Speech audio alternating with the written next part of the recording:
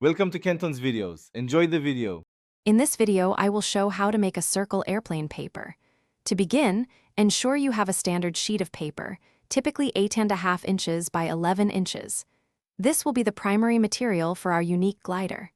Additionally, grab a small piece of tape, about 1 inch in length, which will help secure our design. These simple items are all you need to craft a fantastic flying circle. Now let's prepare our paper. First, place your sheet horizontally in what we call landscape orientation. Next, take the bottom edge and fold it upwards by exactly 1 inch. This creates a sturdy leading edge. Continue this process, making 4 additional 1-inch folds. You should now have 5 distinct, even folds along one edge, forming a thicker, more stable section for our airplane. With your paper prepared, it's time to give it its circular form. Hold the right and left edges of the paper firmly. Carefully begin to curl the paper upwards, bringing the ends together to create a perfect circle. It's crucial that the 5 1-inch folded sections remain on the inside of this circular shape.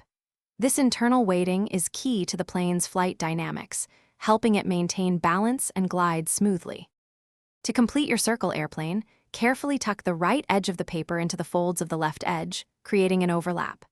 Pinch this folded edge firmly to help the circular shape hold. Then, take your 1-inch piece of tape and secure it over the seam where the edges meet, ensuring a strong, stable connection. Finally, launch your finished circle airplane with a smooth, overhand throwing motion, similar to throwing a football, and watch it glide. Thanks for watching. Consider subscribing if we helped you.